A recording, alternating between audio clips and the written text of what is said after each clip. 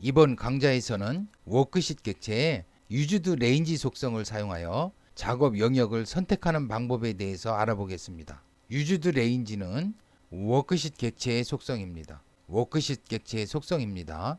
저번 강좌에서 다루었던 커런트 리전과는 다릅니다. 커런트 리전은 레인지 속성이었습니다. 유즈드 레인지는 워크시트에서 사용된 셀을 포함하는 직사각형 영역입니다. 여기서 사용된 셀이라 함은 내용, 형식, 주석 등 기타 수정 사항이 있는 셀을 말합니다. 숫자의 형식이나 글꼴의 속성 등 눈으로 확인할 수 없는 속성이 수정되었을 때는 유즈드 레인지 사용에 주의하셔야 합니다. 다음 매크로에서 유즈드 레인지를 사용해서 선택되는 영역을 확인해 보겠습니다. 저번 강좌에서 다루었던 커런트 리전 속성을 사용하면 특정한 셀에 인접해 있는 데이터가 입력되어 있는 셀들의 영역을 선택할 수 있었습니다. B 셀의 커런트 리전을 구해보면 이 영역이 됩니다. C6 셀의 커런트 리전을 구하면 이 영역이 되죠. F9 셀의 커런트 리전을 구하면 이 영역이 됩니다. 그런데 우리가 커런트 리전을 이용해서 데이터가 입력되어 있는 이 전체 셀의 영역을 선택할 수는 없었습니다. 그러면 다음 매크로를 한번 실행 버튼을 클릭해서 한번 실행해 보겠습니다. 유즈드 레인지는 자료가 입력되어 있는 셀들 전체를 선택하게 됩니다. A1 셀에 2를 입력해 보겠습니다. 1, 엔터. 매크로 실행 버튼을 클릭해서 매크로 실행하겠습니다. 그러면 이 영역이 선택되었습니다. 다시 2를 삭제해 보겠습니다. 딜리트. 다시 매크로 실행해 보겠습니다. 그러면 2를 입력하기 전과 같이 똑같이 선택되었습니다. 이 일행의 간격을 한번 늘려보겠습니다. 매크로 실행해 보겠습니다. 그러면 이 부분이 추가로 선택이 되었습니다. 컨트롤 키와 Z 키를 동시에 눌러 되돌려 보겠습니다. 컨트롤 Z. 다시 한번 매크로 실행해 보겠습니다. 그러면 다시 이 부분이 선택되지 않았습니다. 열의 간격을 한번 늘려 보겠습니다. 매크로 실행해 보겠습니다. 선택 영역에 변경이 없습니다. 컨트롤 키와 Z 키를 동시에 눌러 되돌리겠습니다. 컨트롤 Z. A 셀의 글자의 크기를 한번 바꿔 보겠습니다. 11에서 14로 바꿔 보겠습니다. 매크로 실행해 보겠습니다. 그러면 이 영역이 추가로 선택되었습니다. 이와 같이 눈으로 확인할 수 없는 셀의 속성이 변경되었을 때 유즈드 레인지 사용에 주의해야 합니다. 내가 의도하지 않은 영역이 선택될 수도 있습니다. 컨트롤 키와 Z 키를 동시에 눌러 되돌려 보겠습니다. 컨트롤 Z. 다시 한번 매크로 실행해 보겠습니다.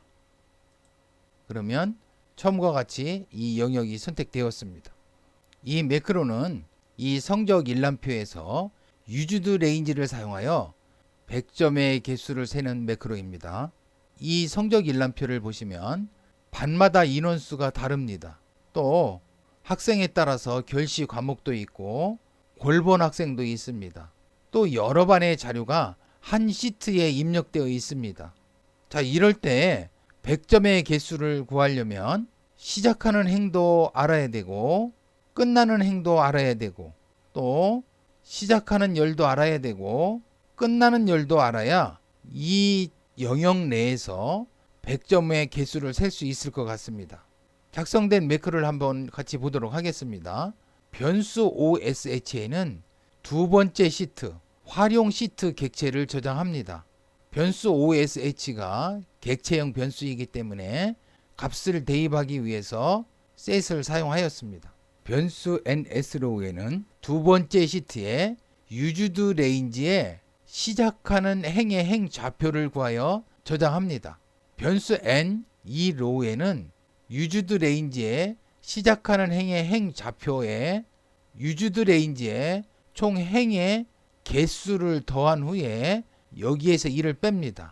즉 유즈드 레인지에 마지막 행의 행 좌표를 구하여 저장하게 되는 겁니다. 변수 ns 카레는 두 번째 시트에 유즈드 레인지에 시작하는 열의 열 좌표를 구해서 저장합니다. 변수 ne 카레는 시작하는 열의 열 좌표에 유즈드 레인지에 총 열의 개수를 구해서 더한 후에 여기에서 1을 뺍니다. 즉 유즈드 레인지의 마지막 열의 열 좌표를 구해서 저장합니다. 다시 이 시트에서 보면 변수 ns로우는 시작하는 행의 행좌표 1이 될 겁니다. 변수 ne로우는 마지막 행의 행좌표 26이 될 겁니다. 변 s칼은 시작하는 열의 열좌표 1이 될 겁니다. 변수 ne칼은 유즈드 레인지의 마지막 열의 열좌표 1, 2, 3, 4, 5가 될 겁니다. 변수 ntot에는 100점의 개수를 저장할 겁니다. 변수 ntot를 0으로 초기화하였습니다. 변수 i는 작업 시트에서 시작행에서부터 마지막 행까지 반복하고, 변수 j는 작업 시트에서 시작열에서부터 마지막 열까지 반복하여 각 셀들의 값이 100인지 확인하여 만약에 100이면 그때는 NTOT의 값을 1씩 증가시킵니다.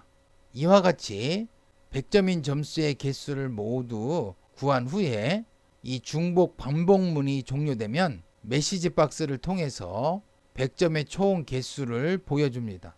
그리고 매크로를 종료합니다. 이와 같이 유즈드 레인지 속성을 사용하면 작업 영역의 시작과 작업 영역의 끝을 쉽게 파악할 수 있어 반복문으로 어떤 작업을 수행하는 데 편리합니다. 그러면 이 매크로가 바르게 실행되는지 한번 실행시켜 보도록 하겠습니다. 실행 버튼 클릭하겠습니다. 100점의 개수가 9개입니다. 확인. 하나, 둘, 셋, 넷, 다섯, 여섯, 일곱, 여덟, 아홉. 바르게 계산이 되었습니다. 이번 강좌에서는 워크시트 객체의 유즈드 레인지 속성으로 작업 영역을 선택하는 방법에 대해서 알아보았습니다. 다음 강좌에서는 레인지 객체의 엔드 속성으로 작업 영역을 선택하는 방법에 대해서 알아보겠습니다.